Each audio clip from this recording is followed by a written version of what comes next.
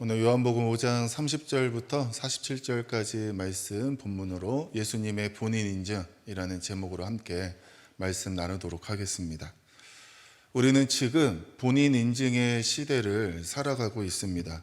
과거에는 주민등록증, 운전면허증 이런 것으로 본인을 인증했다라고 한다면 요즘은 더 다양한 방법으로 본인을 인증하게 됩니다. 예를 들어 우리가 휴대폰을 사용하고자 하더라도 비밀번호, 패턴 아니면 지문 아니면 홍채나 얼굴 인식을 통해 핸드폰을 나 혼자 열 수 있게끔 하고 또 그 안에 있는 여러 가지 기능들을 사용하려고 한다면 또 그에 맞는 여러 가지 본인이라는 인증을 해야지만 그 핸드폰의 다양한 기능을 사용할 수 있습니다. 특별히 금융 기능을 쓰려고 한다면 꼭 필요한 것이 본인 인증이고 또 요즘에 주문해서 음식을 많이 이제 시켜 먹게 되는데 그런 주문을 하더라도 본인 인증이 꼭 필요합니다. 그래서 집에서 자기들 먹고 싶은 거 다 주문은 눌러놓고 제 지문이 필요하다거나 제 비밀번호 필요할 때 핸드폰을 주는 그런 일들이 집에 있는데 여러분들이 어떤 일들을 할 때 나를 증명해야 되는 일들이 꼭 본인 인증으로 필요합니다. 또 우리가 코로나 시기에 그 QR코드를 항상 찍으면서 했던 것도 나를 인증하는, 내가 지금 여기에 들어간다, 여기 왔다 간다 라고 하는 그런 본인 인증을 우리가 계속 해왔습니다. 오늘 말씀은 예수님께서 본인 인증을 하는 말씀입니다. 즉 예수님께서 누구신지, 우리가 아까 찬양했던 예수님은 누구신가 라고 하면서 찬양했던 그 내용들처럼 정말 예수님이 누구신지에 대해서 당시 사람들에게, 유대인들에게 하나하나 알려주고 있는, 자신을 증명하고 있는 말씀이 오늘 본문의 내용입니다. 그런데 이 오늘 본문 말씀을 이해하기 위해서는 요한복음 5장의 전체적인 말씀을 살펴봐야 되는데요. 먼저 첫 번째 1절부터 18절까지 있는 말씀의 내용은 무엇이냐면 베데스다 연못에서 38년 된 병자를 고치신 말씀이 기록되어져 있습니다. 여러분, 아픈 사람을 고치는 것은 전혀 문제될 일이 없습니다.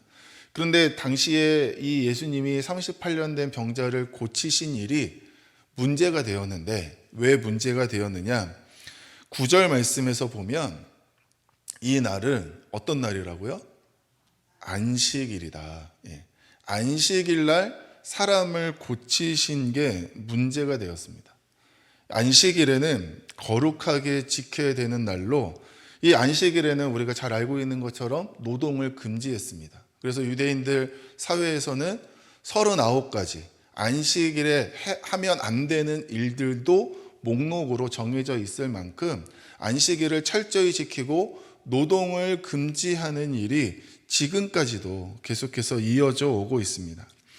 이런 전통을 가진 유대인들 입장에서 오늘 사건이 문제가 되는데 그 첫 번째 문제는 무엇이냐면 이 병고침을 받은 38년 된 병자가 자신의 자리를 들고 갔어요. 그러니까 거기에 누워있는 동안 맨바닥에 누워있을 수 없으니 자신의 자리가 있었는데 그 자리를 들고 가는 것, 이것이 그 유대인들이 금지하는, 안식일에 금지하는 노동의 마지막 39번째 물건을 옮기는 행위에 저촉되는 일이라 그것을 보고 다른 유대인들이 지적하는 거예요. 야, 너 왜 물건 옮기냐? 왜 노동을 하냐? 왜 안식일을 어기냐? 라고 지적을 하게 됩니다. 그것이 이제 12절 말씀에 보면 그게 기록되어져 있는데요. 근데 이것은 예수님께서 8절 말씀에 보면 일어나 들고 가라. 예수님이 명령하신 일이에요. 너 자리를 너가 고침받고 일어나서 그 들고 집으로 돌아가라 라고 예수님이 시키신 일입니다. 그래서 유대인들은 지금 이 일이 어떻게 진행되었는지 몰랐지만 나중에 15절 말씀에 보면 이 고침받은 사람이 자신을 고치신 분이 예수라라고 이야기하는 것을 듣고 예수가 이 사람을 고쳤고 이 사람에게 그 물건을 들고 가라고 시켰구나. 그래서 지금 이 일이 이루어지게 된 것이구나 라고 알게 됩니다. 또 그 다음에 문제는 무엇이냐면 안식일에 사람을 고친 게 문제예요. 안식일에 사람을 고치면 안 됩니다. 그 예외 조항은 있어요. 정말 생명에 급박한 일, 정말 지금 손대지 않으면, 지금 어떤 조치를 취하지 않으면 죽을 사람이라면 급한 일에 고쳐야 되지만, 지금 이 사람은 어떤 사람이에요? 38년 동안 그 병을 앓았던 사람이에요. 그래서 이 사람을 안식일이 오늘 고치든, 아니면 자고 내일 고치든, 아니면 그 다음날 고치든, 아니 38년 동안 안고 있던 병인데 오늘 고치든 그러니까 내일 고치든 그 다음날 고치든 아무 상관없습니다. 그러니까 이런 사람, 계속해서 오랫동안 지병을 안고 있었던 사람을 굳이 안식일에 고쳐야 하느냐라고 하는 문제가 있었던 것입니다. 그래서 바리새인들 입장에서는 예수님께서 이 사람을 고치신 일이, 안식일에 고치신 일이 안식일을 어기는, 율법을 어기는, 유대인의 전통에 합당하지 않은 일이었습니다. 그래서 지금 이 유대인들이 예수님에 대해서, 이 안식일을 어긴 일에 대해서 이제 마음속에 이제 뭔가 끌어오르는 마음이 있었는데, 근데 예수님께서 이런 들끓어오르는 마음에 기름을 붓는 말씀을 하세요. 여러분 17절 말씀을 보면 예수께서 그들에게 이르시되 내 아버지께서 이제까지 일하시니 나도 일한다 라고 말씀하십니다. 지금 하나님을 어떻게 부르고 있어요? 아버지. 하나님을 아버지. 근데 이게 당시에는 신성모독에 해당하는 거예요. 지금은 우리가 하나님을 아버지라고 얼마나 편하게 부릅니까? 하나님을 아버지라 부른다고 그 아버지라 부르지 마라, 뭐 그렇게 이야기하는 사람도 없고, 그렇게 말하면 가만 안 두겠다 협박하는 사람도 없고, 정말 우리가 하나님을 편하게 또 위로가 되는 표현으로 하나님을 아버지라 부르는데, 당시에는 하나님을 아버지라고 부르는 것 자체가 신성모독에 해당했고, 그 다음에 또 뭐라고 말씀하시냐면 17절 말씀 보면 아버지가 일하시니 나도 일한다 라고 말씀하세요. 그러니까 이게 뭐냐면 지금 나의 일이 하나님의 일이고 하나님의 일이 나의 일이다. 즉 하나님과 나는 동일하다라는 의미로 이 말씀을 하십니다. 하나님을 아버지라 부르는 것도 허용이 안 되는데 내가 하나님과 동일하다, 하나님과 똑같은 일을 하고 있다라고 말하는 것이 유대인들 입장에서는 어떻게 받아들이겠습니까?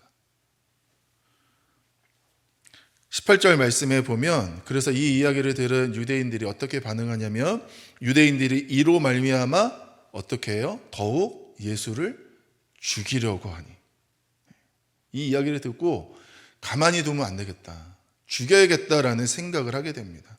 이는 안식일을 범할 뿐만 아니라 하나님을 자기의 친아버지라 하여 자기를 하나님과 동등으로 삼으심이라. 지금 제가 말씀드리는 두 가지예요. 안식일을 범하고 하나님을 아버지라 부르면서 자기를 하나님과 동일시하는 이 일이 유대인들에게는 허용이 안 되고, 그래서 이 예수를 죽여야겠다라는 그러한 마음을 가지게끔 하는 일이 되었다는 것을 오늘 18절 말씀에 우리에게 말씀하고 있습니다. 그러면서 예수님께서는 19절부터 29절까지의 말씀에서 아들의 권한에 대하여 말씀하고 있는데, 아들의 권한이 무엇이냐? 여러분 19절 말씀에 보면 아버지께서 행하시는 그것을 아들도 그와 같이 행한다라고 말씀합니다. 아버지가 하시는 일을 아들도 행하는 것, 아버지가 하시기 때문에 아들도 할 수 있다, 이것이 아들의 특권이다라고 말씀하고 있어요.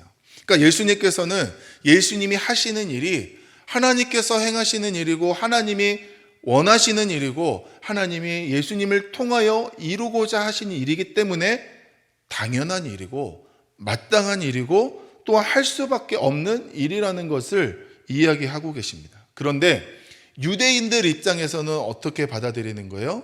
있을 수도 없고 받아들일 수도 없고 허용할 수도 없고 믿을 수도 없는 일이라고 이야기하고 있는 것입니다.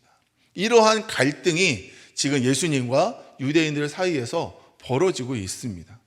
그래서 오늘 본문 말씀에서는 예수님께서는 왜 이러한 일이 가능한지에 대해서, 내가 왜 하나님을 아버지라 부르고 또 내가 하나님의 일을 나의 일로 여기며 또 내가 하는 일이 하나님의 일이라고 당당하게 이야기할 수 있는 근거가 무엇인지에 대해서 예수님의 존재에 대한 본인 인증을 지금 오늘 본문 말씀에서 구체적으로 하고 계십니다. 이게 당연하다, 나는 그럴 자격이 있다는 것을 말씀하고 계세요. 그래서 오늘 본문 말씀을 쭉 보면 증언이라는 단어가 계속해서 여러 번 나오고 있습니다. 여러분, 증언이라는 게 무엇입니까? 사람들 앞에서 어떤 일의 진실 여부를 확인하는 일, 그게 바로 증언입니다. 그래서 법정에서 어떤 일에 대해서 이게 분명합니다, 이게 진실입니다 라고 하는 이야기를 하는 사람을 증인이라고 하는데, 그 사람이 하는 말을 증언이라고 하죠. 그래서 그 선서를 해서 내가 절대로 거짓을 이야기하지 않겠습니다 라고 하면서 자신이 가지고 있는 진실된 말을 하게 됩니다. 마찬가지로 예수님께서는 자신에 대한 여러 가지 주변의 증언들을 오늘 하나하나 구체적으로 나열하면서 나는 하나님을 아버지라 부를 수 있고 나는 하나님의 일을 하는 하나님의 아들이다 라고 하는 그러한 내용들을 구체적으로 설명하고 계십니다. 31절 말씀에 보면 유대인의 전통에는 두세 사람이 증언하면 그것은 참이다라고 하는 율법의 전통이 있습니다. 그래서 예수님께서는 나를 위하여 내가 증언하면 내 증언이 참이 안 되고 나를 위한 여러 가지 두세 명의 증인이 있다면 그것은 유대교 전통에 의해서 참이 되지 않느냐라고 하면서 그 진리에 대한 이야기를 내가 하겠다. 그래서 32절 말씀에 보면 나를 위하여 증언하는 이가 따로 있다. 누가 있는지를 내가 지금부터 설명하겠다라고 하시면서 말씀하고 계십니다. 그래서 오늘 말씀에서는 5가지로 예수님이 하나님의 아들이심을 증언하는 내용이 기록되어져 있는데 2-3가지만 있어도 되는데 예수님이 구체적으로 5가지까지 말씀하시면서 이거는 진리다, 너희들 이 이후에 아무 말도 하지 마라, 입 닫게 하려고 하는 그러한 의미에서 5가지로 증언하십니다. 첫 번째는 세례 요한의 증언이 있습니다. 이거는 33절부터 35절까지에 기록되어져 있는 내용인데요. 33절 말씀에 보면 요한이 진리에 대하여 이야기하고 있다라고 하는 기록이 있는데, 유대 종교 지도자들은 과거 세례 요한의 정체를 알기 위해서 사람을 보냈을 때 세례 요한은 자신은 그리스도가 아니라고 이야기했어요. 그러니까 세례 요한이 열심히 사역하는 그 모습을 보면서 메시아가 아닌가라고 의심을 하고 생각을 하면서 세례 요한에게 찾아와서 너가 그리스도냐 메시아냐라고 물어봤을 때 나는 아니다라고 이야기하는 내용이 요한복음 1장 19절부터 27절까지 말씀에 기록되어져 있습니다. 그러면서 세례 요한은 자신은 아니지만 메시아가 자신의 뒤를 이어 올 텐데 29절 말씀에 이렇게 말씀하고 있어요. 이튿날 요한이 예수께서 자기에게 나아오심을 보고 뭐라고 말씀하세요? 보라, 세상 죄를 지고 가는 하나님의 어린 양이다. 너희의 죄를 지고 너희의 죄를 담당할 그리스도, 메시아, 구원자가 바로 이 사람이다라는 것을 세례 요한이 증언하고 있습니다. 자신들이, 유대인들이 메시아라고 기대했던 세례 요한이 진정한 메시아라고 소개하고 있는 분이 바로 예수님이다, 바로 나다라고 하는 이야기를 세례 요한을 통해, 세례 요한의 증언을 통해 말씀하고 계십니다. 두 번째로 예수님이 하시는 일을 통해 예수님은 자신이 누구인지를 증명하고 있는데요. 36절 말씀에 보면 역사라는 표현이 있습니다. 내게 주사 이루게 하시는 역사. 즉 예수님께서 하시는 일은 적어도 앞서서 38년 된 병자를 고친 일은 사람이 할 수 있는 일입니까? 아니죠. 사람이 할 수 있었다면 38년 동안 그 병을 앓을 이유가 없었겠죠. 그 일은 누가 하는 일이냐? 하나님이 하시는 일이라는 거예요. 예수님이 하시는 일은 사람이 할 수 있는 일이 아니라 하나님이 하시는 일이기 때문에 내가 한 일을 보고 하나님이 하시는 일임을 믿고 내가 곧 하나님의 아들임을 믿어야 된다라고 말씀하고 있는 거예요. 예수님이 말씀하시는 그 말 한마디, 예수님이 하시는 행동 하나, 또 예수님이 이루어 가시는 일 하나하나가 사람으로서 할 수 없는 지혜가 담겨 있고 능력이 담겨 있고 하나님만이 하실 수 있는 일들이 있기 때문에 예수님이 하시는 그 역사를 통해 예수님이 하나님의 아들이심을 믿어야 된다라고 말씀하고 있습니다. 또한 세 번째로 37절 38절 말씀에서는 하나님이 직접 증언하고 있다. 37절 말씀에 보면 나를 보내신 아버지께서 친히 나를 위하여 증언하신다. 하나님이 증언하고 계신다는 거예요. 여기 37절 38절 말씀은 하나님은 보이시지 않기 때문에 하나님이 먼저 계시하지 아니하시며, 즉 하나님이 자신을 드러내 보이지 아니하시며 우리는 하나님을 알 수도 하나님을 대해서 믿을 수도 없는 그런 존재예요. 그런데 하나님께서는 예수님을 이 땅의 계시로 보여주셨습니다. 그러니까 하나님이 직접 우리에게 나타나 인간의 몸으로 나타나 보여주신 거예요.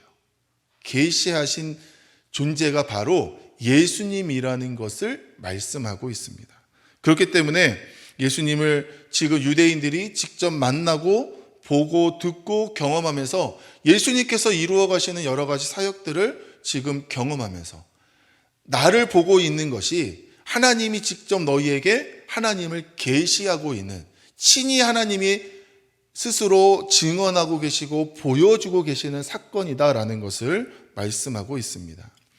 그리고 네 번째로 39절 40절 말씀에서는 성경이 예수님을 증언하고 있다 말씀하고 있는데 39절에서 너희가 성경에서 영생을 얻는 줄 생각하고 성경을 연구하고 있는데 이 성경이 곧 내게 대하여 예수님에 대해서 증언하고 있다라고 말씀하고 있습니다.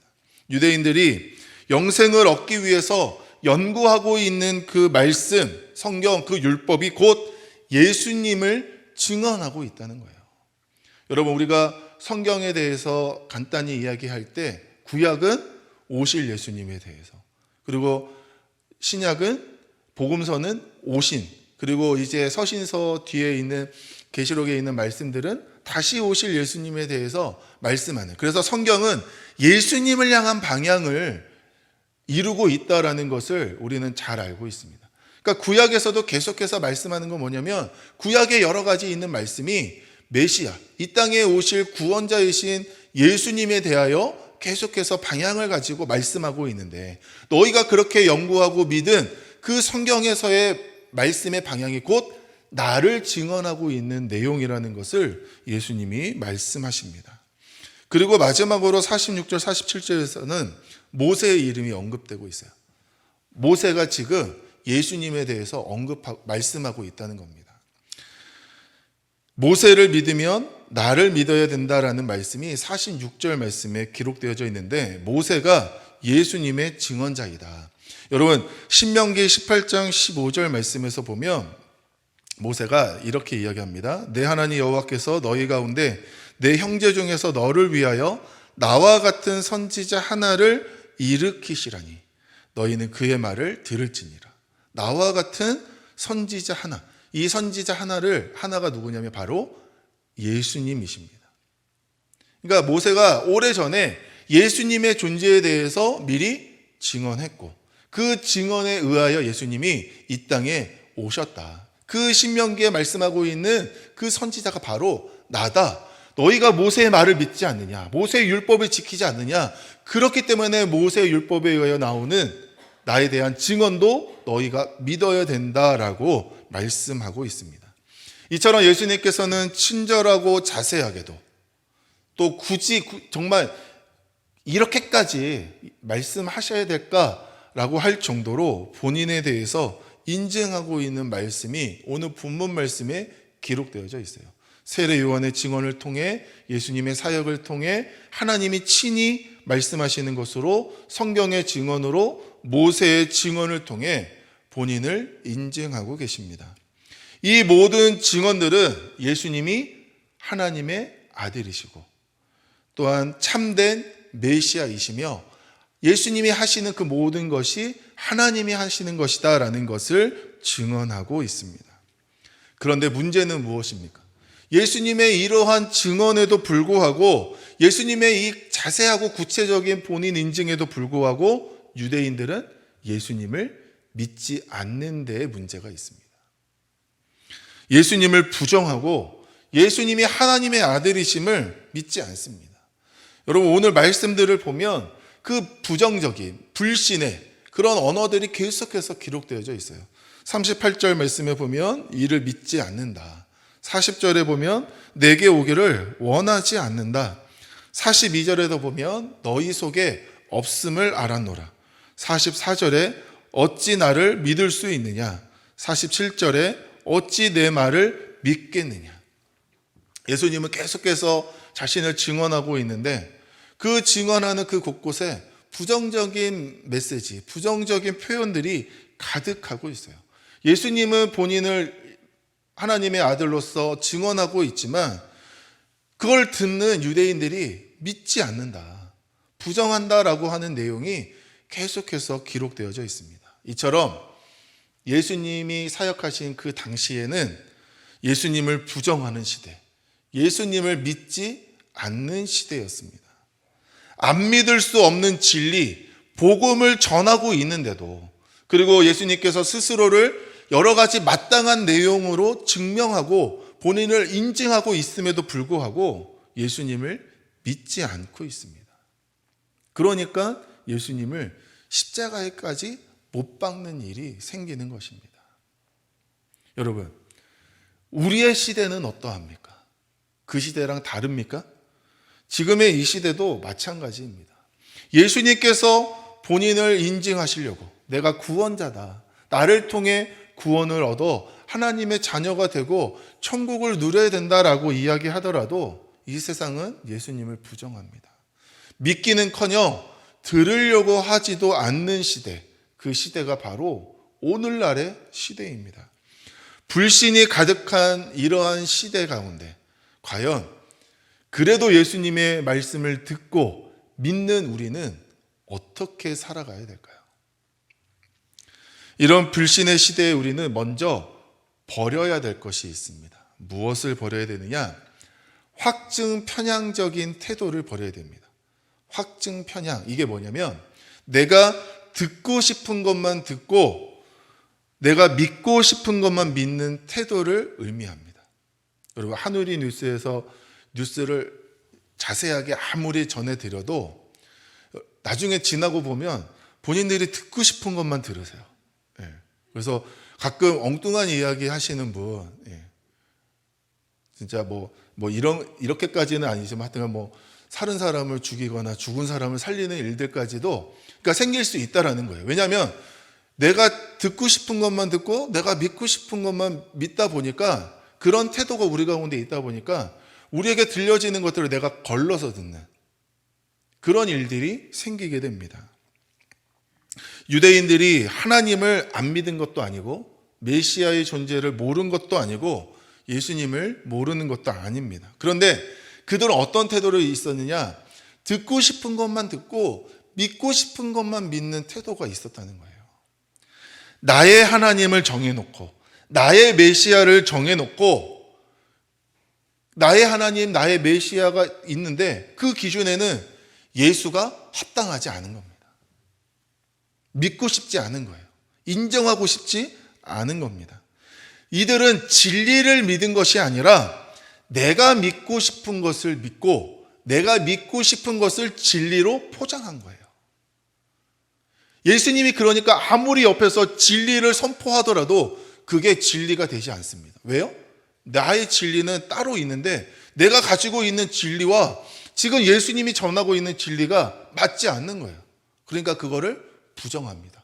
그거를 아니라고 이야기하는 거예요. 이런 태도로 우리가 신앙생활한다면 올바른 믿음을 가질 수 없습니다. 하나님이 원하시는 믿음이 아니라 내가 원하는 믿음 생활을 하고 있다면 그 안에는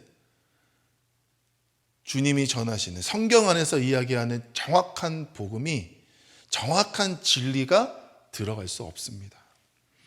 내가 믿고 싶은 것만 믿는 태도, 이것이 우리의 신앙을 병들게 하고 잘못된 길을 가게끔 만듭니다. 여러분이 정말 누군가와 대화하면서 신앙은 이런 거야 라고 이야기할 때, 우리가 이렇게 신앙해야지, 우리가 이렇게 믿음 생활해야지, 우리가 이렇게 해야지 라고 하는 그 이야기가 정말 말씀 안에서 이야기하는 정확한 내용인지, 아니면 내가 그렇게 하고 내가 그렇게 믿고 있으니까 전하는 이야기인지를 우리는 곰곰하게 생각해 봐야 됩니다. 정말 맞는가? 내 복음을 만들어서 전하고 있지는 않은가? 정말 나는 예수의 복음을 믿고 따르고 순종하고 있는가? 우리는 스스로를 확인해야 됩니다. 우리가 이러한 확증 편향적인 태도를 갖는다면 유대인들과 다를 바가 없습니다. 책망받을 일입니다. 그래서 우리는 이러한 확증 편향적인 태도, 이것을 버려야 됩니다. 두 번째로 우리가 버려야 될 것이 있다면 우리는 취해야 될 것이 있습니다. 무엇이냐면 디모데후서 3장 14절 말씀을 보면 너희는 배우고 확신한 일에 거하라 라고 말씀합니다. 배우고 확신한 일들. 여러분 무엇을 배웠습니까? 우리는 예수님이 우리의 유일한 구원자이심을 배웠습니다. 우리는 무엇을 확신하고 있습니까? 예수님이 나의 유일한 구원자이심을 확신하고 있습니다. 믿으십니까? 그렇다고 한다면 우리는 배우고 확신한 일에 거해야 된다. 우리의 삶의 기반은 다른 데 있지 않다는 거예요. 우리가 살아가야 되는 삶의 범위는 다른 데 있지 않고 예수 그리스도의 복음 위에, 예수 그리스도의 진리 위에, 예수 그리스도 그 이름 위에 바로 우리가 살아야 된다, 거해야 된다라고 하는 것을 바로 사도 바울은 말씀하고 있는 것입니다.